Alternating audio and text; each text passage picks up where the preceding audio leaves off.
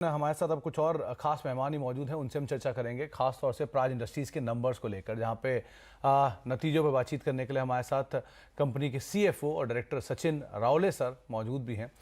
Numbers पहले आपकी screen पर आते हुए दिखाई पड़ेंगे। खासतौर से कंपनी का जो मुनाफा है वो 37 करोड़ से बढ़ के 62 करोड़ रुपए इस तिमाही के अंदर आया है, और आय फ्रंट पर भी 585 करोड़ से बढ़कर आय 910 करोड़ रुपए इस तिमाही के अंदर कंपनी ने पोस्ट की। ईबिटा फ्रंट पर भी जो ऑपरेटिंग परफॉर्मेंस है वो बेटर साइड पर देखने को मिली है। सचिन सर नमस्कार, स्वागत है कार्यक्रम में। सबसे पहले तो नंबर्स रोबस्ट साइड पर देखने को मिले, वाई बेसिस पे एक अच्छी ग्रोथ आई है, और सिचुएशन सिनेरियो को देखते हुए कुछ हद तक डिमांड भी बहुत स्ट्रांग है। तो अभी क्या आउटलुक है, क्या सिचुएशन है प्रेजेंटली Q4 में, और क्या की हाईलाइट रहे सर Q3 के? नमस्कार। Q3 के हाइलाइट्स अगर मैं बात करूं तो हमारे पूरे बिजनेस के जितने भी सेगमेंट्स है, सब सेगमेंट्स में हमने अच्छी तरह से परफॉर्मेंस का देखा हुआ है नतीजा। मैन्युफैक्चरिंग ने भी अपना काम अच्छा किया है, प्रोजेक्ट एग्जीक्यूशन का काम बहुत बढ़िया हुआ है, ऑर्डर बुकिंग का भी काम बहुत अच्छी तरह से हुआ है, और ये सब कुछ हमारे जितने भी बिजनेसेस है उस सब बिजनेसेस में देखने को मिला है।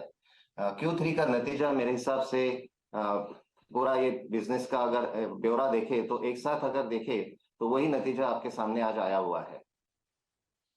सचिन सर, लास्ट क्वार्टर में काफी इश्यूज थे इनपुट कॉस्ट को लेकर, जिसका इम्पैक्ट मार्जिन्स पे भी देखने को मिला।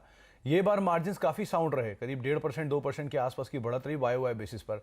तो क्या मान के चले सीक्वेंशियली जो मार्जिन्स का इशू था, जो इनपुट कॉस्ट का हायर साइड था, वो हमने ऑलरेडी देख लिया है, डैमेज बीन डन, यहां से सिचुएशन बेटर ही होगी? आप कह सकते हो, क्योंकि जो इंक्रीज मटेरियल कॉस्ट का जो इम्पैक्ट हमारे हमने देखा, जो पहले दो दो क्वार्टर में देखा गया और लास्ट ईयर भी देखा गया, उसका नतीजा बहुत बुरी तरह से हुआ था। मटेरियल कॉस्ट का इम्पैक्ट डेफिनेटली हमने फील किया है। जो हमारे पुराने ऑर्डर्स थे जिसका एग्जीक्यूशन अभी सब खत्म होने को आ रहा है, जिसमें जिसमें मटेरियल कॉस्ट का इम्पैक्ट ज्यादा ज्यादा पैमाने पे था, वो अभी कम होना शुरू हुआ है। इसका पूरा नतीजा मेरे हिसाब से अपने को नेक्स्ट ईयर के फाइनेंशियल ईयर 24 में देखने को मिलेगा। Q4 में इतना ज्यादा नतीजा आएगा ये जरूरी नहीं है, क्योंकि कुछ ऑर्डर्स हमारे पुराने मटेरियल कॉस्ट पे अभी भी एग्जीक्यूशन के फेज में चल रहे हैं। वो एक बार हो जाए तो फिर अपना मार्जिन का जो नतीजा है वो अच्छी तरह से दिख सकता है। ऑफ कोर्स ये एक कैविएट इसमें मैं डालना चाहूंगा कि मटेरियल कॉस्ट और आगे ना बढ़े और कोई बाकी का डिस्टरबेंस मार्केट में ना हो। अगर सिचुएशन ऐसी रही तो ये मार्जिन का इंप्रूवमेंट हम देख सकते हैं। सर, दो सवालों को मैं एक साथ क्लब करना चाहूँगा। पहले तो जो कंपनी की सेगमेंटल ऑर्डर इनफ्लोज हैं वो किस तरह के हैं इस तिमाही के अंदर, खास तौर से बायो एनर्जी स्पेस को लेकर। दूसरा, आपने कहीं मेंशन किया था पहले कि जो आईओसी की पानीपत की रिफाइनरी है उसकी प्री कमीशनिंग शुरू हो गई है, वो शायद मार्च तक एग्जीक्यूट भी कर जाएगी, उसका क्या स्टेटस है? हमने जो ऑर्डर इनटेक देखा है इस क्वार्टर में और लगभग एक पूरे 9 महीने में, सभी बिजनेसेस ने कंट्रीब्यूट किया है।